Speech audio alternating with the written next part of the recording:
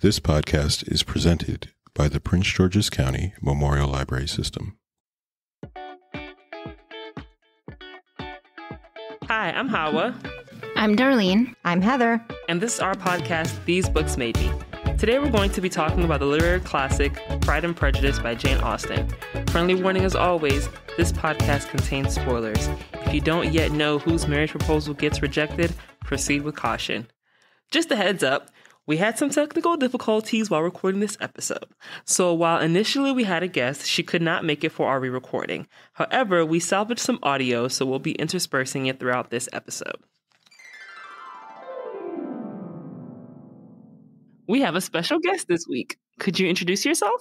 Hello, everyone. My name is Elizabeth Ajunwa, former colleague of both Hawa and Darlene, but now I am serving as the director of the Betty Boyd Dietrich Library and Research Center at the National Museum of Women in the Arts. A scene in the book that I thought was funny that we probably kind of passed already. In the beginning, when they want Jane to go to the Bingleys and the mom's like, I'm going to send you in the horse instead of the coach. Yeah, so that you'll get wet. If it rains, that you have to stay there. And then she gets really sick. I thought that was the peak of her mom's silliness in a way, but also it was kind of clever, I guess, but not really, because she had to stay there and she was in the room the whole time, really, so nobody was really checking for her, and the sisters were just kind of talking smack about Elizabeth because she walked there and she had her stockings were all dirty and she wanted to check up on her sister and well, and yeah, we sort of view it as the mom just being ridiculous again. But yes, it worked out for Jane, but it also worked out for Lizzie, because at the end, when she's asking Darcy, when did your feelings change for me? I behaved so abominably to you all the time. And he's like, well, the affection you showed for Jane. Yeah. Mm-hmm. When we were at Netherfield. And so it kind of doubly worked for the mom. She landed two big fish for her daughters out of that. The mom's probably y'all be trying to play me, but I clearly got something I got the long game going. A true mastermind, yeah. I thought that was hilarious and creepy, but also it worked, so. Yeah. But it also did seem like the sisters knew that, the Bingley sisters knew they had been played. Yeah. Oh, really? That's probably why they were so irritated. She was but why did they, why did you walk here? Why did you, why did you come on a horse? It definitely seemed like they realized, we've been had. And then towards the end, she's like, yeah, we got to get out of here. I don't care if I have to borrow. The mom wants to keep them there. And she's like, I don't care if I have to borrow a horse or carriage. I'm going to make my way back home. Yeah. I had remarked before that I do appreciate that the first few times that I read this were in classes with female professors. Because I feel like maybe it was the second time I took a class on Jane Austen. And I think it was that professor that had said that maybe we should think about Miss Bennet a little more with a little more sensitivity, because if you really think about what she dealt with at the time, she had 5 daughters to marry off. And I mean, she could have easily just been well, once I die, I can't provide for you. That's it. But she was very determined to get them married so that they're well situated in their life. Well, how much of that also was self-interest for her? Because yes. she definitely is under the impression that her husband is going to die before her, which I assume he's older than her. Okay. But that's a whole bunch of why she's trying to get them married off well, is because that was why Collins was appealing. It's at least we won't be booted out of our home then. Mm-hmm. They'll have to let us stay because then we're family to them. And so, I don't know how much of that was taking care of her daughters versus taking care of herself. Well, that's true. But it's still, there's more on her mind than it just being frivolous, I just want to get my daughters married. It's kind of there's a reason for it. That's true. But then she was also so excited about Lydia marrying Wickham when that was a terrible match. She knew it was a terrible match. She knew they had to pay for the match. She knew everybody knew that Lydia had run off. Oh, yeah. Her without the marriage. And that she still wants to be like, look at my married daughter. It's like, lady, you're not getting it. She married at 15. Yes. After she ran off and shacked up with the dude in London for a few weeks and then had to be shotgun weddinged by her uncle. Yeah. Yes. And actually, with revisiting the book, I was like, oh, I forgot how annoying the mother could be. But it's true. I mean, this is it's life or death. This is the one job she has, is to make sure that her family is taken care of. And also, the little that I know about the Regency era, the status was very set. And except if you're a woman and unmarried, because that's like kind of the moment you could really be out to the wolves. Like, who's going to take care of you? Who's going to make sure you're okay? So for sure, it's life or death. Her silliness and ridiculousness is warranted because she's like, I mean, someone has to take care of these girls. And also, I don't want to lose my place in society and my reputation in society.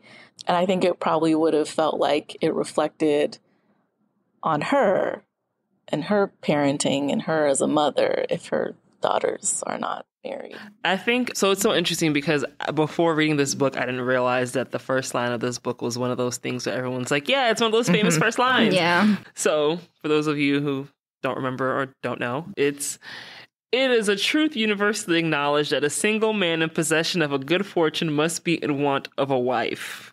So I was reading that to see, do y'all feel like that holds true to the men in this book? Because I feel like Darcy wasn't really all that worried about finding a wife, and he just kind of found that he loved Elizabeth, and that's why he wanted to marry her. But I don't know. Yeah, I think But he did need her. You said what? So, like, maybe he wasn't consciously aware that he needed a wife, but by the end, he very much was like, you've made me a better man. Yeah. Oh, yeah, And for sure. none of this would have happened had I not met you. So I feel like, yes. But I he think does that it come- holds up for the book. Yeah, I think he did come off as like a bachelor towards the beginning, though. There was like a sense that like, I'm not in any hurry to get married, especially not with all of these women that I've like seen in society, I guess. I also think it's funny that this, of course, I mean, I guess it makes sense for the story that it emphasizes in possession of a good fortune. Like, dang, broke men don't want wives too, but then again, maybe they don't want them because they don't want to have But that then they financial burden. Yeah, they can't get him, right? Yeah. Like, poor Fitzwilliam was like, I would love to have a love marriage, but I'm going to have to find some Rich, woman I don't yeah. like with some money because that's all my options are. That was for Wickham, too, but then he Yeah. got stuck with Lydia. At least he got his debts paid off Yeah. and a little allowance Yeah. and some sister-in-laws to mooch off of. Yeah, I still think it is a pretty tongue-in-cheek first sentence, though. Like, I don't think I think she means it, but she's kind of like being It's playful. definitely Yeah. coming from, like, the mom's point of view. Oh, It's like, absolutely, yes. She definitely is like, Well, I think she says it in some iteration a little later, maybe Yeah. even on that page or the next. I will say it was like really sweet to read it this time around and just see like how much sisterly affection exists between Jane and Elizabeth. I don't Yeah. know why I didn't like gravitate towards that then. she trucked but in the like, mud for her baby, Her older sister, She yeah. trucked in the mud for her older sister. but just the way that like 3 miles. yeah, anything that Elizabeth knows, and the only thing I mean she really leaves out is maybe anything related to Jane, only because she doesn't want to make her sad about the Bingley situation. But yeah, like anything she finds out, she's just like, yep, Jane's the person to tell. Yeah, they do have just a lovely bond together. And then I feel like by the end of the book, we see Georgiana gets that with Lizzie as well. Like, I thought it was so sweet, like when the engagement is announced or Darcy tells the family or whatever, that Georgiana like wrote a letter and she couldn't contain herself. So like it was 4 pages front and back about like how yeah. excited she was Yeah, to that finally was so have a sweet. sister. Yeah. I just thought that was very nice. Yeah, I will say I did like that there was some sort of balance because it almost made it seem like that Jane was mostly the very naive one, and it was like Elizabeth that always had to be like, no, like you either have to think this way or this way, but 2 people can't be right, or you can't think nicely of everyone. And a lot of the times, yes, Jane was proven wrong, like she should not have really thought nicely of Caroline, but there was one where like Jane outright says, you judge people too quickly and you never want to change your mind on people, even though circumstances change, I think you should really like check on that. Yeah. And I think that's probably the first time someone's outright told her she was right about Mr. Darcy. Yeah. Right? Like at the point where Lizzie first relates what she's heard from Wickham, you know, Jane's like, well, you know, there's a way, maybe they've had a misunderstanding and they both were, you know, she really does try to see from both sides. Mm-hmm. And ultimately she was right about that, you know, that all of these things that Lizzie was getting annoyed with him about weren't out of malice. And he was a good person. He was just real awkward. Why do you feel like this book resonated with you? If it did, sorry. With us or people in general? With you or people in general? You know, that's a good way of putting it. I like that because, you know, may not necessarily be a relatable story to you, but... I mean, we have a spirited heroine that I think is very easy to like. You know, like it's very easy to see things that you like about yourself in Lizzie or things that you wish about yourself in Lizzie. And there's a good love story in it. And you have redemption of a character that looks like a jerk at the beginning, which is, you know, I think that's good too. People have a redemption arc and that's good. And then you have a lot of just women interacting with other women. And I will be honest, I don't know that I've ever heard a guy say, yeah, I love Jane Austen when I was younger. Yeah. I'm sure that person exists, and I don't mean that to be offensive, but it's pretty common, I feel like, for girls to talk about Jane Austen books as like a favorite or something that was influential for them when they were younger. And so, yeah, I mean, I think that you just have a lot of things in there that are just sort of classic themes. I think you have a very classic heroine. I think it's also just really well written. Like the dialogue just pops. And, you know, I rewatched the movie and the miniseries, the 1995 one with Colin Firth in it. I don't think they cut a single line of dialogue from the books. So it's 6 episodes, and these are it's a dialogue heavy book. There's a lot of back and forth, and that's the best part of the book is the conversations. And I think they kept every line. Okay, sounds like I need to get into the miniseries. It's really wonderful. And, you know, they didn't need to put any filler in around that. I mean, yeah, you have beautiful scenery and like, okay, there goes some horses or there's, you know, music at the ball.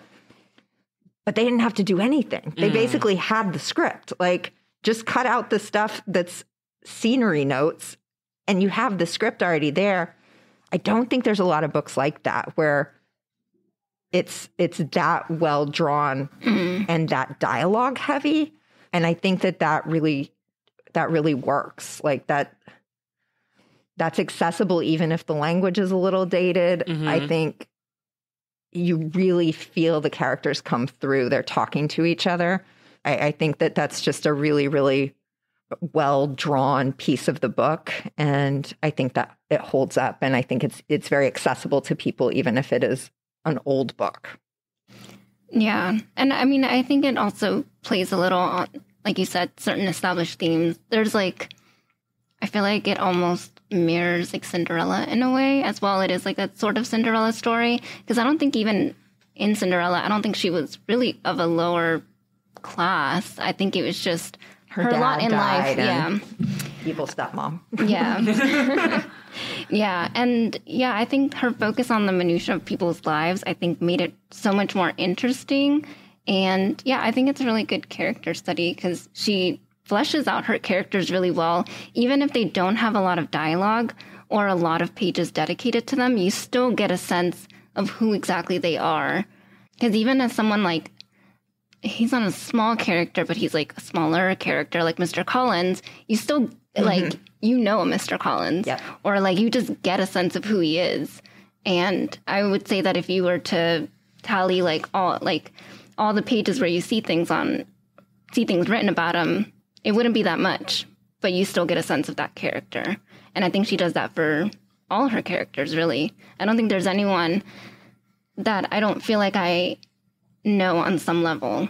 And I think that like in opposition a little bit to like Angela Johnson, where I think we kept like wondering about certain characters. I just feel like that wondering wasn't really there for any character in this book, at least for me. That's true. Like, you have a lot of context for all of the people.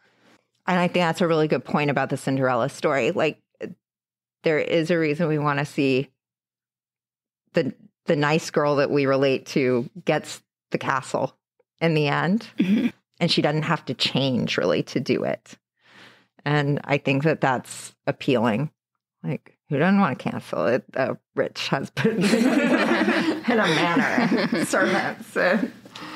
So I was going to ask y'all if y'all think Elizabeth is a good role model. I personally think that I do like her as a character, and I do think that she's a pretty good role model. She doesn't really do anything that's like ridiculously crazy like in the book, right? And I think ultimately, you know, she may be judgy in the beginning, but she comes around, and I think being able to come around and accept, you know, you may have been wrong in the beginning is always good quality of a role model. And she stands up for herself, right? Like, so she's like very clear on not wanting to marry Mr. Collins, which I think is great because I feel like there could have been a lot of pressure surrounding that, like, do it for your family. And she was just like, no. So those are my two favorite things. She doesn't take crap off of people. Yeah. And I will say, she wasn't wrong in the beginning. Darcy was incredibly rude at the dance. Yeah. I mean, he even owns up to it. Yeah, I think it was interesting that Austen said that she really hoped people liked Lizzie. I'm like, yeah, if your goal was to make a very likable character, I mean, I think you've achieved on all accounts. I don't think I've ever heard anyone say that Elizabeth is not their favorite character. Yeah. She walked 3 miles in the mud for her sister and put up with those awful women. Yeah. And the dude she didn't like, just to be with her sister. Yeah, She's and she great. was very ride or die for her sister. Yeah. Like, if anyone started to say, like, anything snarky about her, she would, like, set them straight. True qualities of a She sister. told Lady Catherine to get off her lawn. Like, she was just not having it with her, even though that probably was scary. Yeah. The dinner scene with them was funny, too, when she, like, didn't want to answer her questions, like, outright. She wouldn't say how old she was. Yeah. She's like, well, you can't expect me to let you know with all my sisters being out. So, yeah, I think she has, like, a lot of admirable qualities, and I think it's very purposeful because obviously Jane Austen wanted us to really like her. And true, like, even all of her faults, she recognizes them in the end. I think that that's really important because I think the mark of bad characters are people that don't end up being self-aware. Because I'm thinking back, like, I feel like now that we all rewatch, like, Gilmore Girls again, and everyone's always like, Lorelai and Rory. Yeah, Lorelai and Rory are just horrible. They pretty much are. And actually, that's a really interesting to bring up Gilmore Girls because we've talked about how resonant this book is. And, like, there's no way that, what's her name, Amy Palladino? Yeah, Amy Sherman. Was not a Jane Austen reader. Because just the pitter-patter of the banter in Gilmore Girls is obviously drawn from something like this, where, again, like, there's this and there's Shakespeare. Like, those are the things that I'm thinking of where the dialogue back and forth just snaps like that. And it's, very, very long wake for this book in terms of influence, I think. Yeah. I think this book remains so popular because she just has such a strong character. She reads, she has thoughts, she has strong opinions. It's just, I don't think you really saw a lot of characters like that until this book. So I would say for her time, she is a good role model. She has I don't want to say a personality, but she just has like opinions. I think to see a woman in where this era is coming from have strong opinions and try to have some decision making in her own life is a thing that could be inspiring, because she only had so many choices, and ultimately she did get to choose who she married, and that's not something that, as we see as other characters in the book, people could have. So yeah, I like Lizzie. She can be a little. I think you're a little biased. Yes, I am. And can she be a bit snobbish at times and a little bit superior in her thought process? Yes. But I think she also is Darlene, you were saying she does have a self-awareness and a recognition. She does learn like, hey, I was not being fair all the time in my opinions on people. Well, my only other question for y'all, which I feel like I already know the answer to what you're going to say, is if you would recommend this book now. Yeah, I think I would. I feel like at this point I've reread it so many times and I don't really like rereading things, but I feel like every time I reread this, I enjoy the experience and I feel like I always get something new out of it. And I don't think that there are many people or many writers that have that effect. And so I think for that reason, I would recommend it. I think even of the things that you're critical of, or maybe if you're looking at it from a modern perspective, like just all the things that you're not in agreement with about like how things were done at that time, I think it's still really interesting, like conversation piece just to like talk it through with someone while still having a side plot, or it's the main plot, but like of just a really nice romance of two people that like misjudged each other. And by the end, you know, realized that they were a lot more alike and ended up being in a relationship where they both helped each other grow. Mm-hmm. And I think that that can resonate for modern readers even now. Yeah, I also would recommend it. And like you, Darlene, I've read this book multiple times, though I went a long time between this reread and the one that I had done prior. And I'm not somebody that historically has said, oh, Jane Austen's one of my favorite authors. You know, I think she's a good author. And like reading it again, I saw more stuff in there that I didn't remember. And like I had forgotten how fresh it feels for being, it's 250 years old. Yeah. Like it's a really old book. Yeah. And I struggle to think of other books from that time period that have held up as well. You know, and then on top of that, I think it's very instructive as a classic. It shows a piece of time. It shows, you know, what it took to be a female author then, which was no small feat.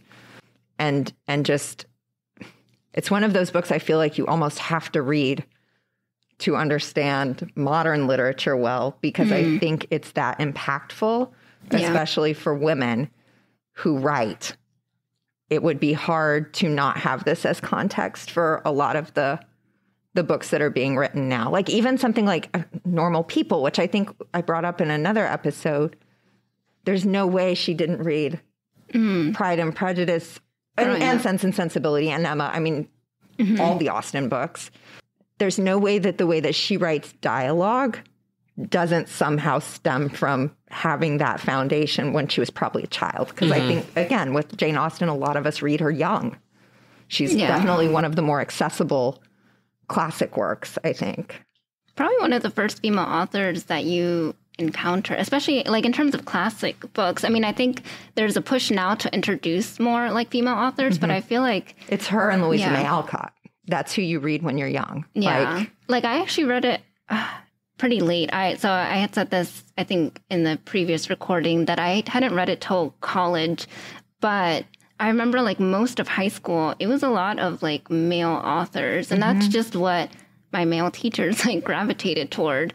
I think the only female author that I really remember reading was Zora Neale Hurston's Their Eyes Were Watching God. Well, at least it was a good one.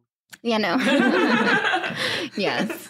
But that was very impactful too. And I feel like a lot of that had to do with the fact that for a really long time, all I was reading were like male written stories, and there's no real like identification with that. I think that goes back to what you were saying, that a lot of like female readers really resonate with Jane Austen and her writing. And it's mostly like women that tend to say that she's their favorite author. And I just think of how many books we've now covered for the pod that to me, I feel like have roots in this book in some way.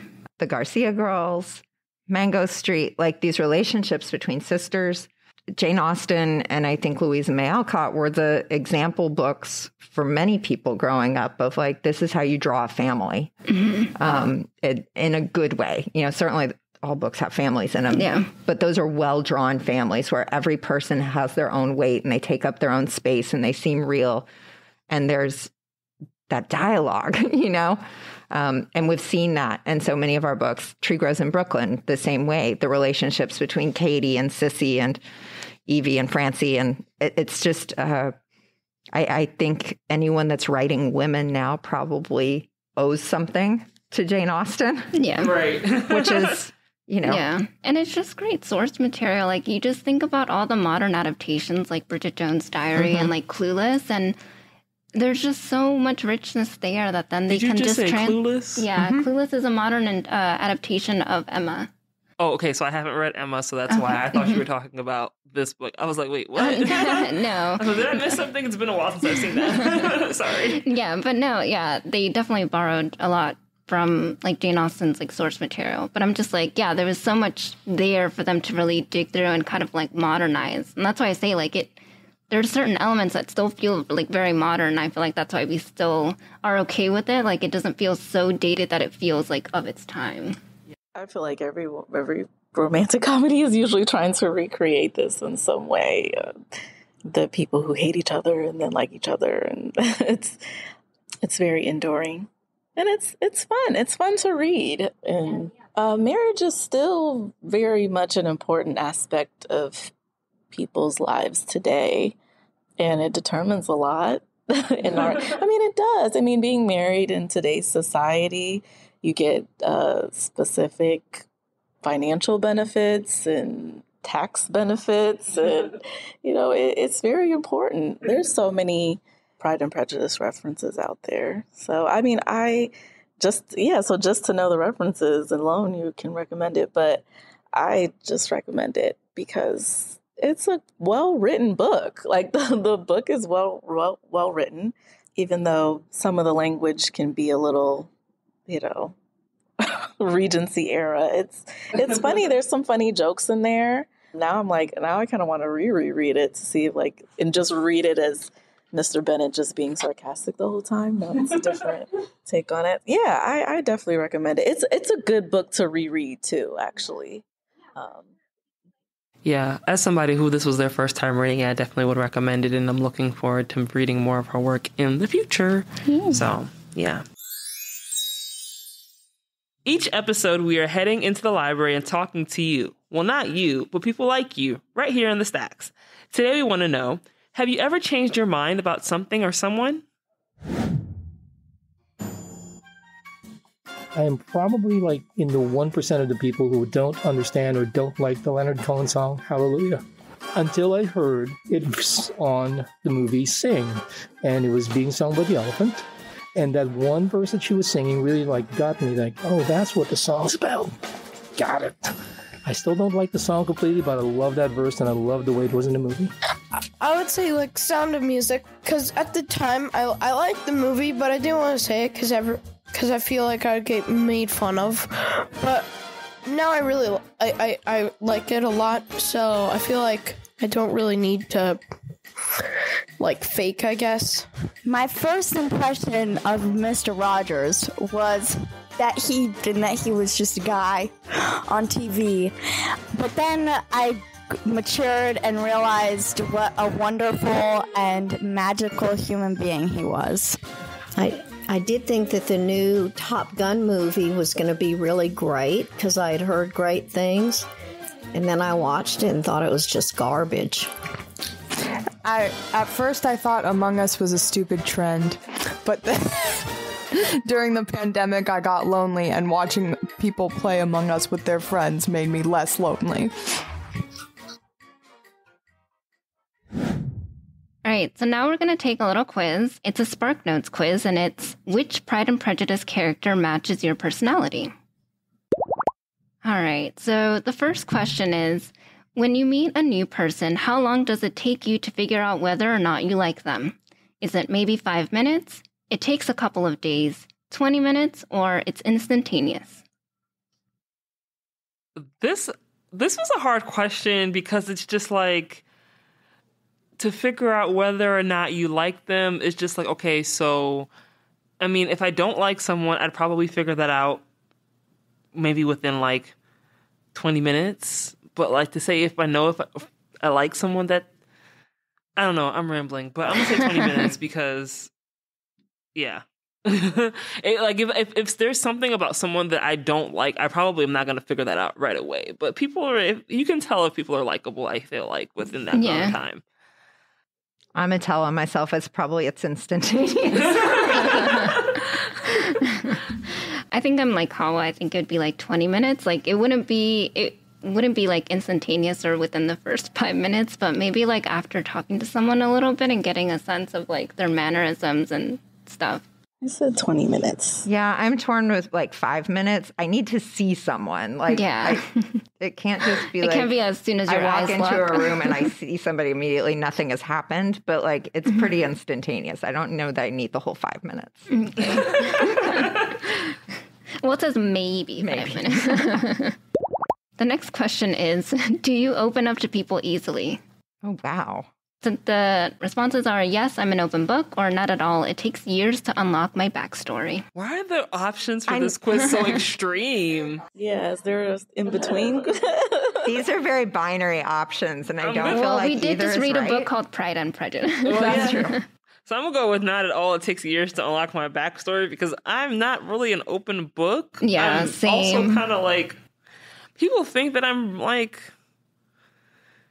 I don't know. I'm actually kind of shy and introverted. People think that I'm not, and I think it just depends on where you meet me in context, but that doesn't necessarily make me an open book. I'm just chatty when I'm nervous. Yeah, I'll go with not at all as well. Yeah, same. Yeah, not open. Yeah, not whatever's not open book because I'm comfortable with people I've, gotten to know, but I don't know. All right. So you're at a party where you don't know anyone. How do you handle it? Is it you gravitate towards the snack table, begin an immediate search for the dog, pretend to text on my phone, go up to a group of people and introduce myself, find someone else who's alone and start a conversation with them, or I stand outside and wait for my friends so we can go in together? Give me the dog. My answer is pretend to text on my phone, even though I probably won't be pretending to text. I'll probably just be scrolling through social media. I would say stand outside and wait for my friends, but I don't have a car and it's cold. So yeah, I'll be texting. Yeah, for me, it's between I'd pretend to text on my phone and then it would be I'd find someone who's all alone and start to chat with them because I'm really good one-on-one with people. So I'm going to choose that one just to be different. It really depends on the day. I think I find someone else who's alone and start a conversation with them. I'm talking to the dog. I wish you all could have seen Heather's face. She's like, yeah, no. Yeah. Would you ever marry for any reason other than love? Yes. Yes or no? Yes. Yes.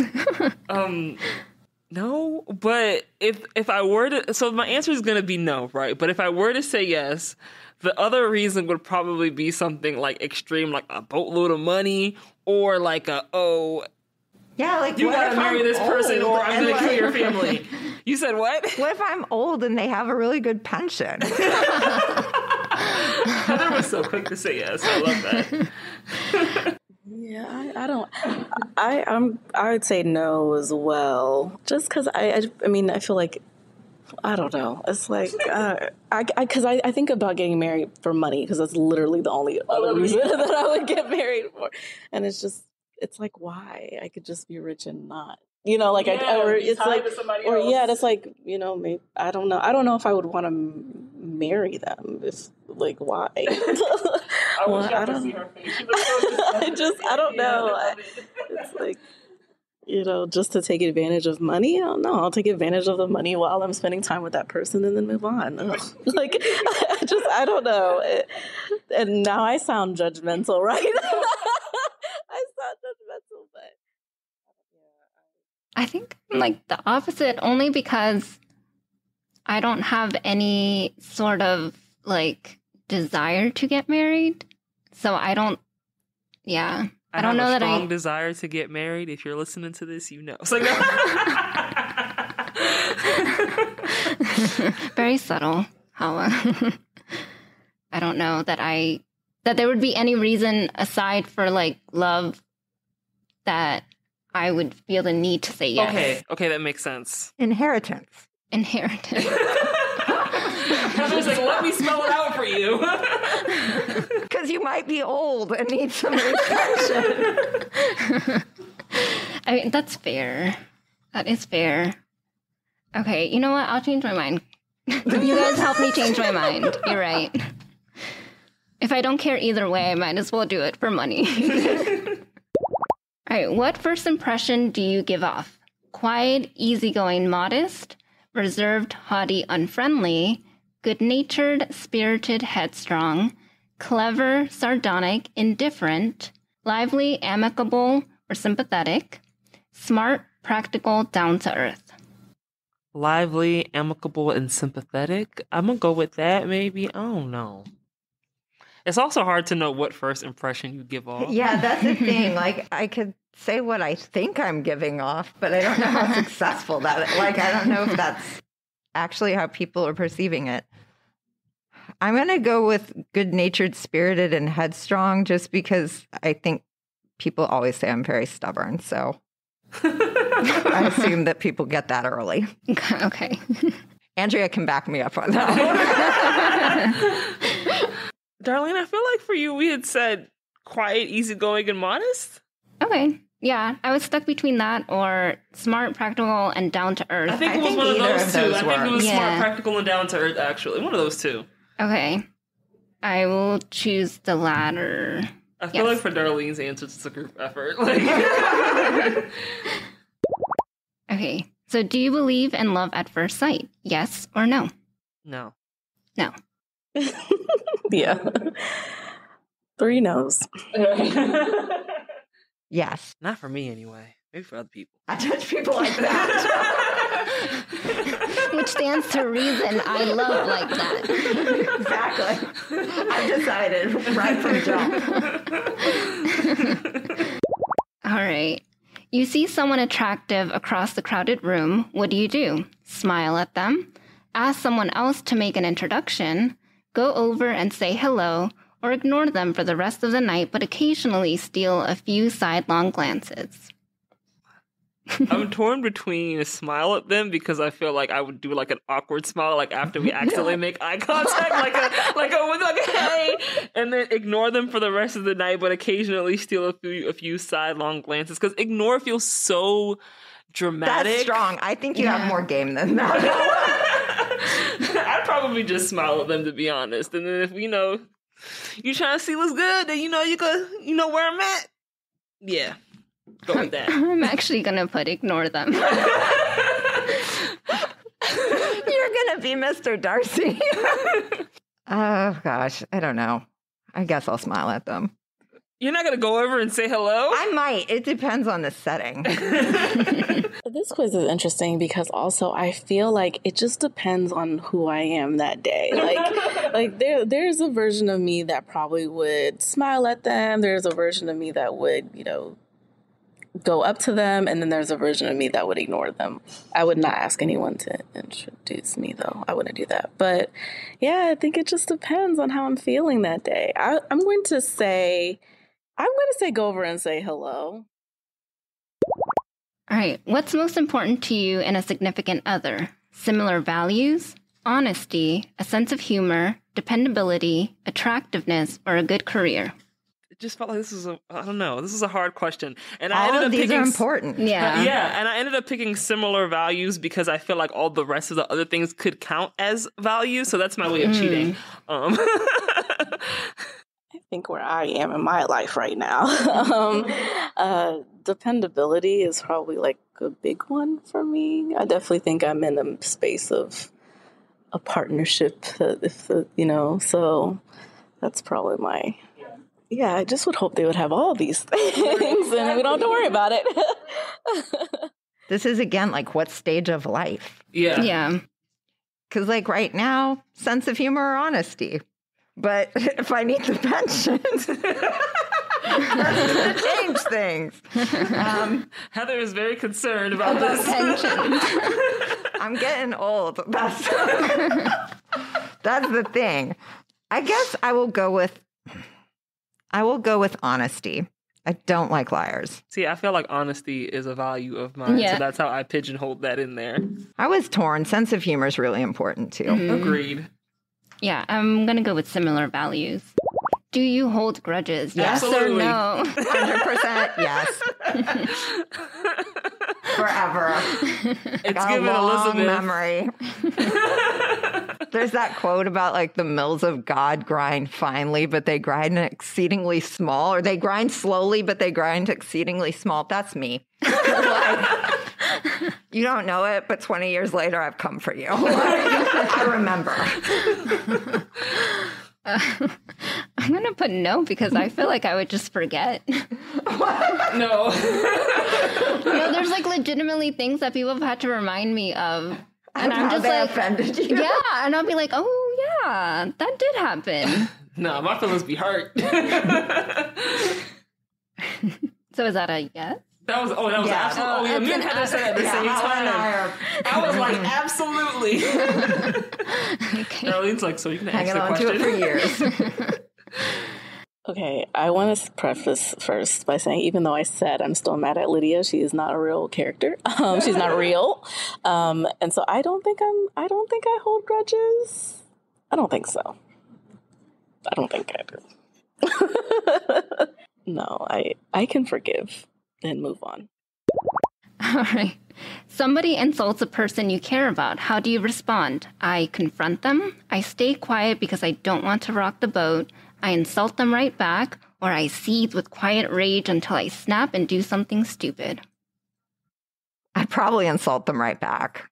I feel like I would insult them right back because, yeah, yes, because I feel like I would do it not as aggressively as this question makes it seem, but I'd more so, if I'm in the conversation, which this question makes it seem, then yeah, I would, whatever snarky comment they said, just say it right back, or I don't think I'd be like, confront makes it feel like you're gonna fight them. I don't think I would do that, but I definitely would find a retort. I think, of course it depends on the situation, but yeah. Yeah, I think I would do the same. Yeah, so it's funny because the first time we talked about this quiz, it was a hard question for me because I'm just like, I stay quiet because I don't want to rock the boat. But I think I would probably insult them right back or confront them. I'm torn between the two. And I'd probably more so say confront than instead of insult them right back. I'd probably be like, that's my man's. What are you talking about? See, I was torn with the, I seethe with quiet rage, but the snapping, no. That's the long game there is right. But the doing something stupid is not. Yeah. All right. What's your least favorite social situation? Going on a first date? When the waiters at the restaurant all sing happy birthday to you? Hanging out with a group of people you don't know well, but they all know each other? Or not being able to hear what someone's saying, but you've already said what 3 times, so now you just have to laugh and hope what they said was funny. This is my favorite question of this whole quiz. And the not being able to hear what someone's saying happens to me That's so me often. every day. So Yeah. it's not even like my option for least favorite social situation. My least favorite social situation is hanging out with a group of people that you don't know well, but they all know each other. Because it's like, why am I here? What are y'all talking about? You try to slide your way into the conversation and it just don't be working out. Like, it's just awkward. I hate the happy birthday song. But you only have to deal with that every so often. I suppose. But it's very particularly Or when the you could waiters... just not tell them it's your birthday. Yeah. But somebody probably will tell them anyway. I am hard of hearing, too. I think it's hanging out with a group of people you don't know well, but they know each other. Because that's always weird. I mean, the one that's jumping out to me is going on a first date. I think it's just because I'm imagining that I've never met this person, so that just being one-on-one with someone I don't know is like, I'm sure it would work out, but I wouldn't be looking forward to it, right? No! I got Mr. Bennet. I got Mr. Bennet again. I got Mr. Darcy, and I don't remember who I got the first time. It says, like Mr. Darcy, you're socially awkward and occasionally quite rude, but underneath it all, you have a good heart. You have never successfully expressed a feeling, even once in your life, but you would do anything for the people you care about. Most importantly, you're able to learn from your mistakes and grow. And I feel so attacked. At least there's like room for growth. Like Mr. Bennet. Yeah, the Mr. Bennet description is just a roast. It's like, you are wry, intelligent, and probably bad with money, not unlike the patriarch of the Bennet family. You often make poor decisions that you'll spend the rest of your life paying for, but you've adopted a can't-be-bothered philosophy to deal with it all. What you lack in zeal, you more than make up for in witty banter. So, at least we have witty banter. Yeah. I'm not sure how we got that one. It's like, we also didn't answer many the same. Yeah, we didn't. And then another thing is, like, there was nothing on here that touches on money for them to have gotten that response. Yeah, for them to, like, target us that way. Yeah. I did talk about pensions a lot, which I feel like I'm more concerned about that than Mr. Bennet, who's just like, whatever, I'll be dead. Yeah. So. Yeah, because he'll live a comfortable life while he's living. Right. He's fine. He just doesn't care about the girls. Oh, okay, well. So I got Elizabeth Bennet. Many want to say they are Elizabeth Bennet, but you're one of the few who actually is. You're clever, easygoing, fun to be around, and well-read. You make snap judgments about people and often must swallow your pride upon learning that you were in the wrong. However, you're always able to recognize your flaws and do better. Good. I do think that's true. Each episode, we ask whether our book passes the Bechdel test. The Bechdel test asks whether a work features two female characters who talk to each other about something that doesn't involve men or boys. So, does it pass? We pretty much all agree that it did not. Unless you feel like you have a different take on that. Well, based on another episode of this, I think some people know how I feel about the Bechdel test in general. I was waiting for you. I mean, their marriage prospects are basically life and death for them. It's and so it's just like to question whether they're going to talk about other men, because this is heterosexual society that we're assuming in this book. Yeah, that's what they're going to talk about. Like literally is the book. That's the plot of the book. So of course it does not pass. But again, I just want people to put it in your mind and question if the Bechdel test is even worth thinking about. I think it does pass the Bechdel test. Oh, really? Then tell us more. Well, I was going to say that, like, her conversations about her family, like, she talks about her concerns about Lydia, for sure. Okay. Well, then there's that. Mary never talks about men, really. She's always just talking about morality and I don't know whatnot. There's talk about fashion. There's the whole thing about Kitty's bonnet, where Lydia's going to, like, she stole Kitty's bonnet and then she's going to redo it or something because it looks better on her when they go into town. Well, I think the only one I'm remembering is when they go later and she buys, like, ugly ribbons and then Lydia's like, don't worry about it. Like, I'll fix it. It'll look better. And everyone's like, okay. Yeah. So okay, there's the so talk about like the bonnet. Little things. Yeah. There's moments. And we not said the bar for this test is pretty low. Yeah. It is.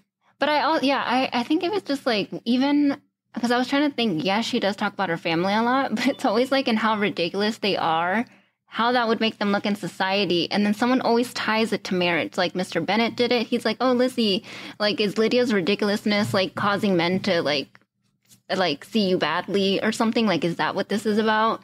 And there was some other time. Oh, and there was Elizabeth's zing where she's like, wow, they could not have acted any worse. Like, even if they had been given these roles, like, they literally outacted. And I think that had to do with how badly they looked in front of Bingley and Mr. Darcy.